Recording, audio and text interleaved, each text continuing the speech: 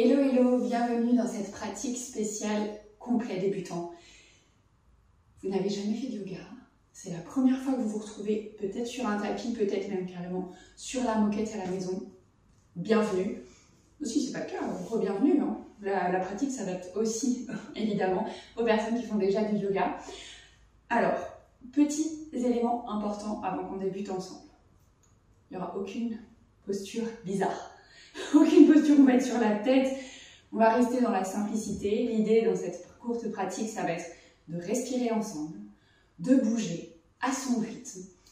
Si jamais à un moment donné, quand je donne des indications de respiration, ça ne marche pas avec ce que vous faites, c'est pas grave, juste respirez. À aucun moment on coupe la respiration, vous le savez sans doute, hein, les muscles et le cerveau ont besoin d'oxygène pour fonctionner. Du coup, si on coupe la respiration, ça fonctionne beaucoup moins bien. Donc l'idée ici, c'est de respirer. Au yoga, on aime bien respirer par le nez. Ça permet, entre autres choses, de vérifier qu'on met suffisamment d'efforts et pas trop d'efforts dans ce qu'on est en train de faire. En fait, vous pourrez peut-être le remarquer, mais si on respire par le nez, qu'à un moment donné, on passe en respiration par la bouche, c'est souvent parce qu'en fait, on est en train de mettre trop d'efforts dans ce qu'on est en train de faire. Alors, parfois, ça peut être OK, mais parfois non, et du coup ce changement de respiration est un bon indice pour vérifier qu'on est toujours dans un niveau d'effort qui nous convient. Ok ?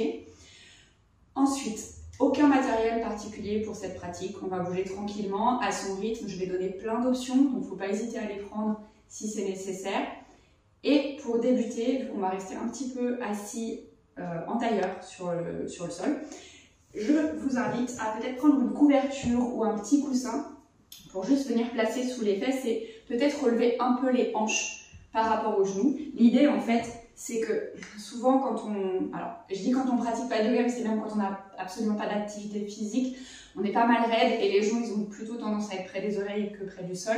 Et le fait de surélever un peu les hanches, ça permet de redescendre un peu les genoux et d'avoir un peu plus d'espace, d'être un peu plus à l'aise. Donc, faut pas hésiter. Donc, moi, je l'ai pas plié beaucoup, la couverture, mais on peut la replier plus, ou mettre plusieurs coussins, il faut voir en fonction de ce qui est confortable pour vous.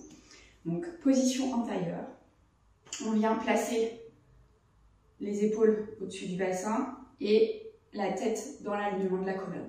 Donc, l'idée, alors on ne peut pas avoir un dos droit, hein, vous le savez, il y a des courbes dans le dos, c'est tout à fait normal, mais on essaye juste de se disposer dans la meilleure posture pour ne pas se laisser s'avachir vers l'avant ou même au contraire trop se cambrer et du coup finir par se faire mal aussi dans l'autre sens. En général, plus naturellement tendance à faire ça que d'aller se pencher vers l'arrière. Mais bon, petite précision quand même.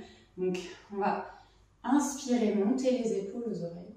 Et à l'expire, on va laisser les épaules redescendre loin des oreilles et peut-être fermer les yeux si c'est OK. Si c'est pas OK, juste baisser le regard vers le sol. On va prendre quelques instants pour arriver dans cette pratique et arriver surtout dans son corps. Parce que le yoga, c'est ça aussi, c'est la connexion du corps, de l'esprit et du corps. Et on va faire un petit check. Observez un peu comment le corps, vous le ressentez, là tout de suite maintenant, sur le tapis ou sur le sol.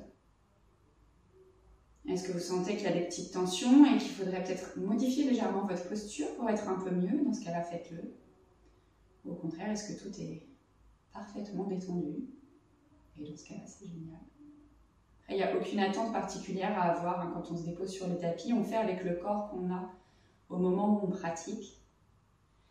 Et parfois, même en pratiquant à la même heure de la journée, il y a des choses qui vont, entre guillemets, bien se passer.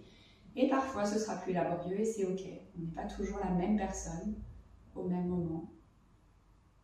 Il faut juste l'accepter. Maintenant qu'on a fait ce petit check du corps, on va prendre un temps pour checker la respiration, cette fameuse respiration dont je vous parlais tout à l'heure. Alors, évidemment, à partir du moment où on focus son esprit sur quelque chose, on ne peut s'empêcher de le modifier. C'est comme ça avec la respiration. À partir du moment où on commence à l'observer, on modifie les choses. Peut-être que instinctivement, vous allez commencer à allonger les inspires et les expires. Peut-être que vous respiriez par la bouche et que c'est passé par le nez. Peu importe ce qui s'est passé, juste continuez à observer ici. Peut-être où est-ce que vous ressentez le plus cette respiration? Est-ce que c'est au niveau du ventre? Est-ce que c'est au niveau de la poitrine? Ou ailleurs, peut-être dans le dos, je ne sais pas.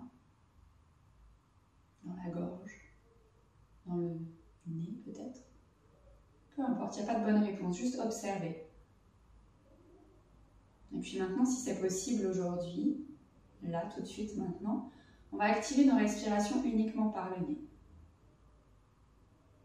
On va venir placer la main droite sur le ventre, la main gauche sur la poitrine et observer comme à chaque inspire, le ventre se gonfle, la poitrine se gonfle. Et à chaque expire, chemin inverse, la poitrine se dégonfle, le ventre se dégonfle. On prend le temps pour observer ici les mouvements du corps sous les mains. C'est peut-être même la première fois de la journée que vous prenez conscience de cette respiration. Et c'est ok.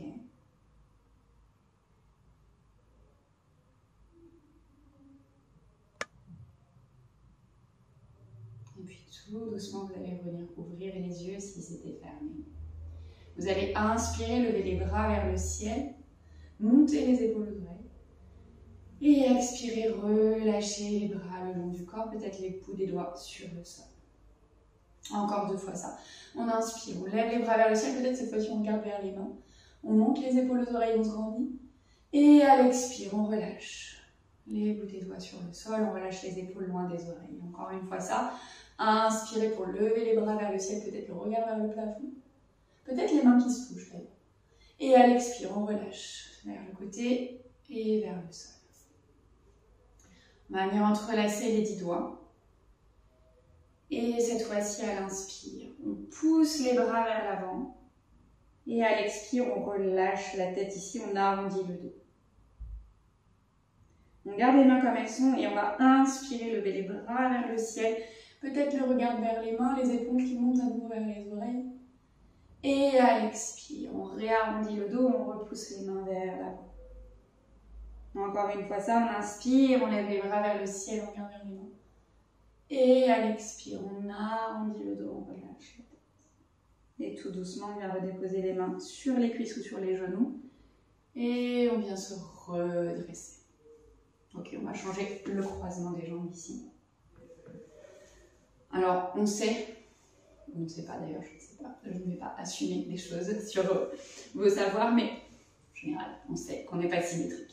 Quoi qu'il arrive, si on se regardait dans une glace, on voit bien qu'il y a plein de choses qui ne sont pas symétriques. Dans le corps, quand on le ressent, on n'est pas symétrique. Mais au yoga, on aime bien travailler les 2 côtés pour ne pas aggraver nos asymétries. Parce que le cerveau a tendance à dire au corps, bah, vas-y, travaille ce côté-là, tu sais qu'il va aller plus loin et du coup, ça va être cool.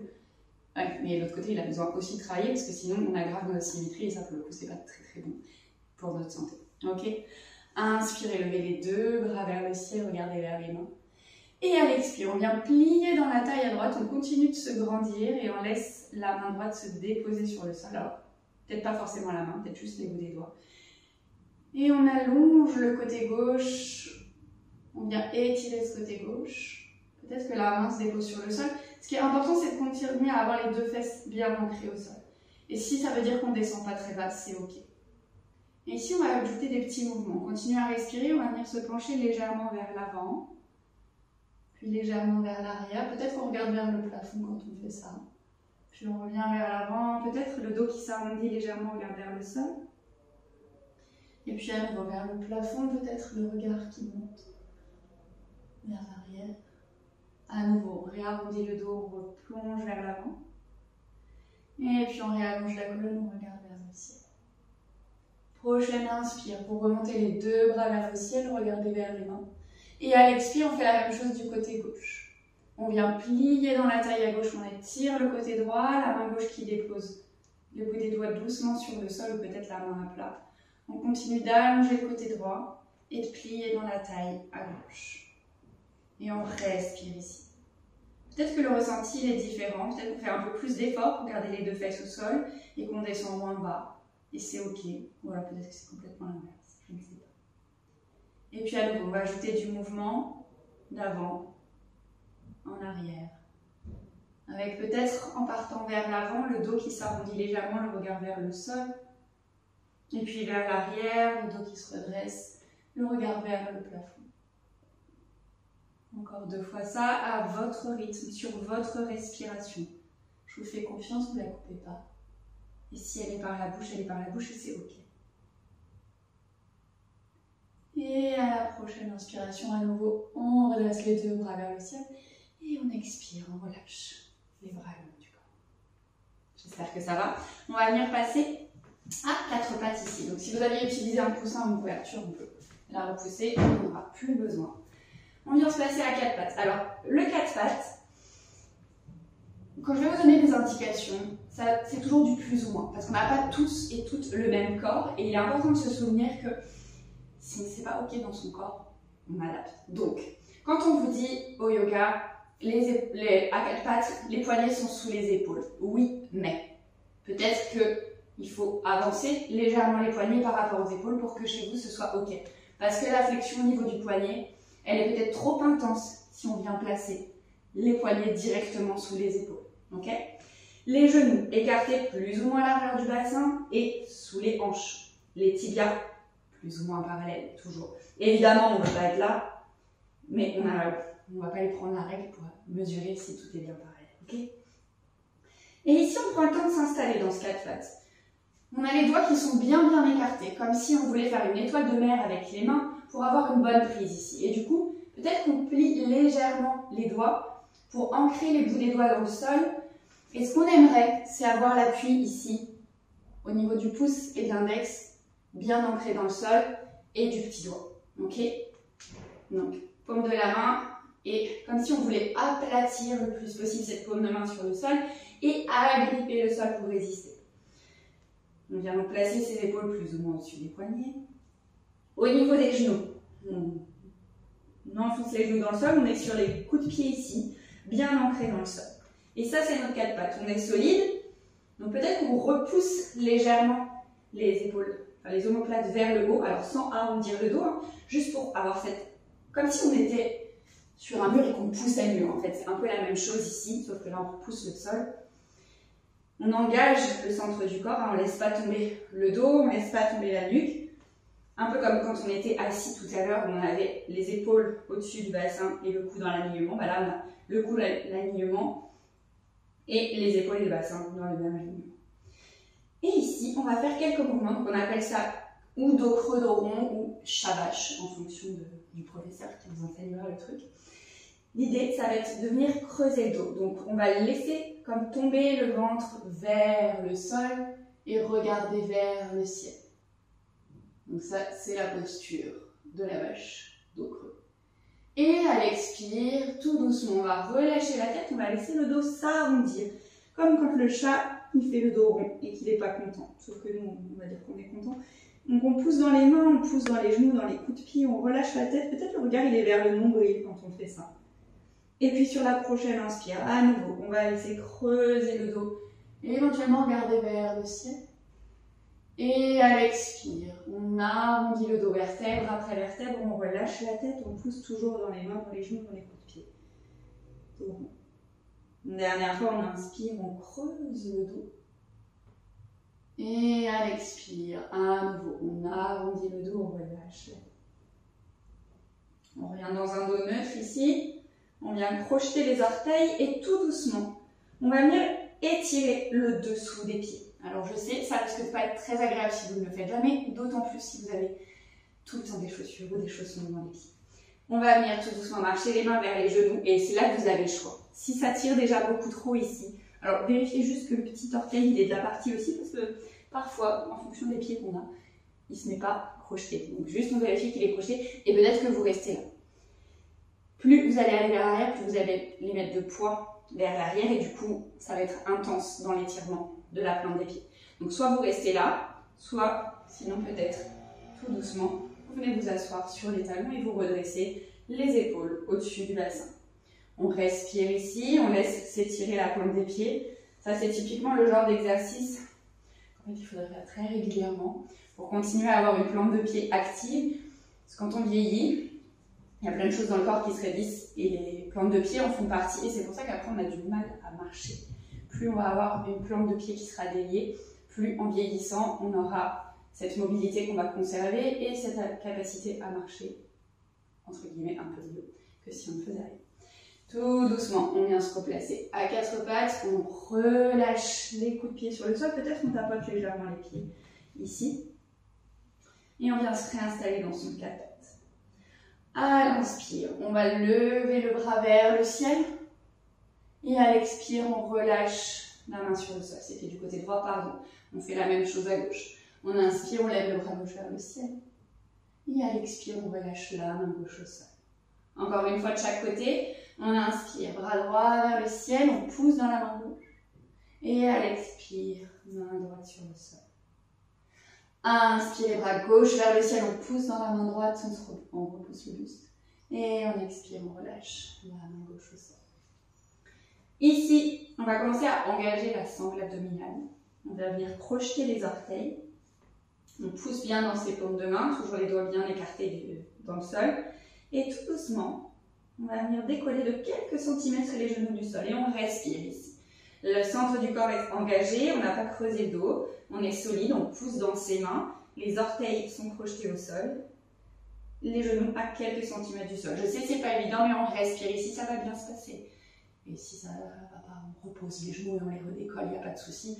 Encore une grande inspire ici, une grande expire et on repose les genoux sur le sol, on décrochette les orteils. Et tout doucement. Posture de l'enfant. On envoie les fesses vers les talons, peut-être les genoux qui s'écartent largeur du tapis, les gros orteils qui se touchent. On garde les mains vers l'avant et on relâche le front vers le sol. Alors peut-être que les fesses ne sont pas sur les talons, peut-être que la tête n'est pas au sol, peu importe la variation dans laquelle vous êtes. On respire ici. Grande inspire et grande expire. Et tout doucement, on revient à quatre pattes, on prend le temps de se repositionner ici. On va à nouveau crocheter les orteils et là on va prendre notre premier chien tête en bas. Donc dans ce chien tête en bas, qu'est-ce qu'on va vouloir? C'est l'alignement du dos et des bras. Enfin, du coup, du dos et des bras, dans le bon sens. Les genoux, on les garde pliés autant que nécessaire. D'avoir les talons qui touchent le sol et les genoux, les jambes tendues, ce n'est pas du tout le but dans cette posture. Donc, on vient commencer à avancer légèrement les mains pour avoir les poignets un peu plus loin que les épaules. On a crocheté les orteils et tout doucement, on va pousser les fesses vers le ciel. On va garder les genoux pliés. On va pousser dans les mains, dans les orteils qui sont projetés au sol.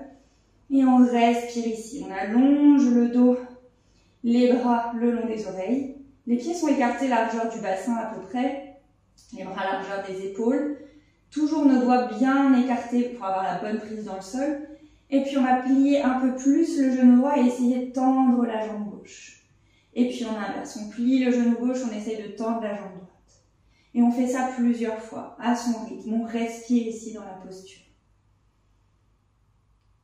Tout doucement, on pédale dans ce chien tête en bas. On teste un peu ce qui se passe à l'arrière des jambes. Et puis on va remonter sur les demi-pointes, replier les genoux.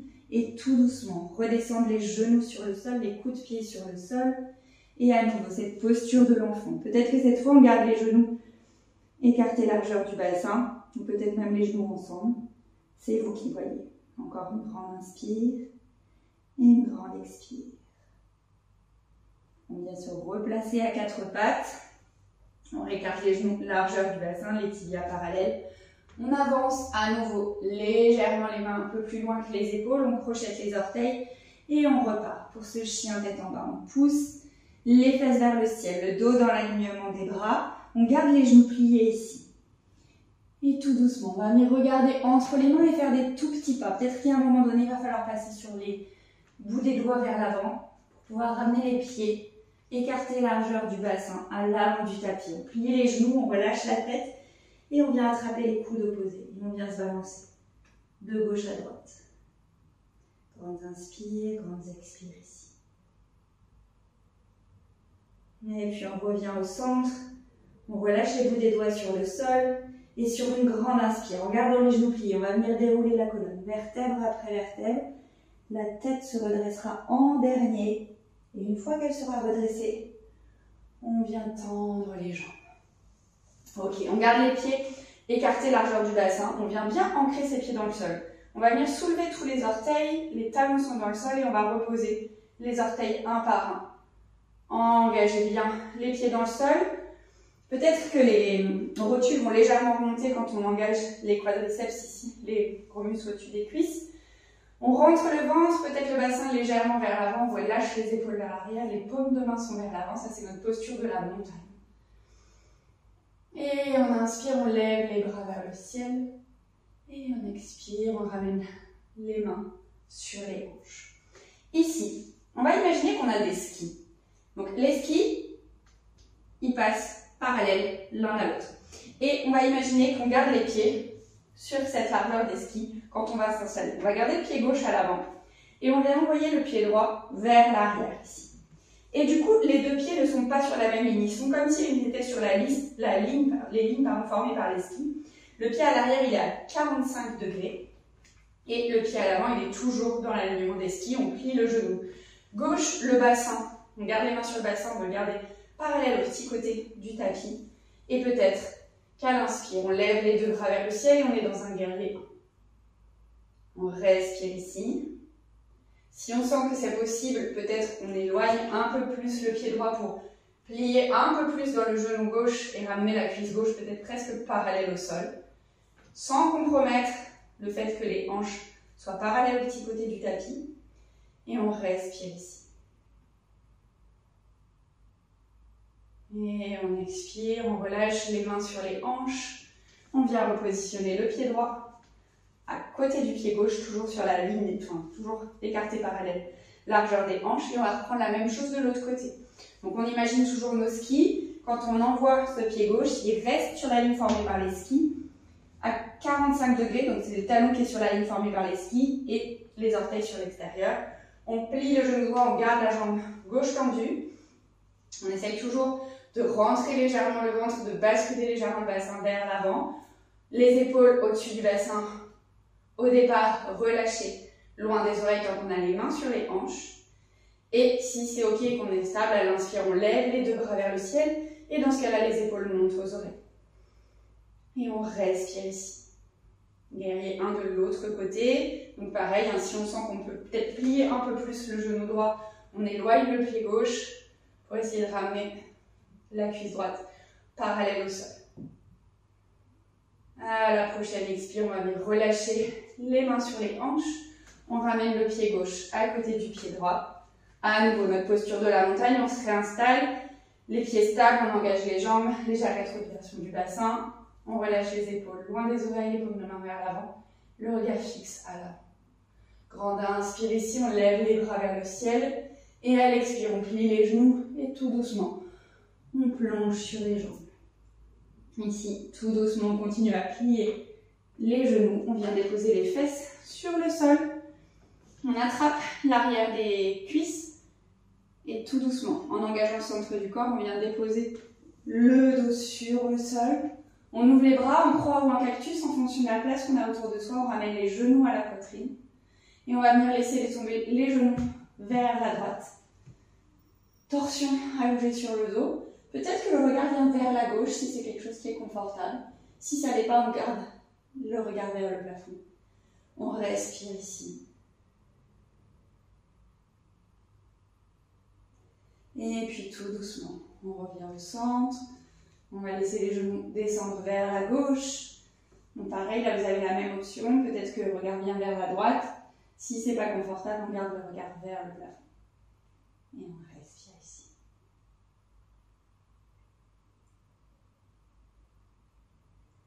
Tout doucement, on revient au centre, on serre les genoux à la poitrine. On vient rouler d'un côté, de l'autre. Et puis vous allez venir allonger une jambe, puis l'autre. Les pieds écartés largeur du tapis, les bras le long du corps, peut-être les paumes de main vers le ciel. Une grande inspire, une grande expire, peut-être les yeux qui se ferment, si c'est ok. Quelques instants ici dans la posture de repos final, on appelle ça Shavasana. C'est le moment où on laisse le corps se déposer sur le sol, intégrer un peu tout ce qui s'est passé. Mais c'est aussi le temps au cœur de retrouver un rythme plus naturel, moins rapide.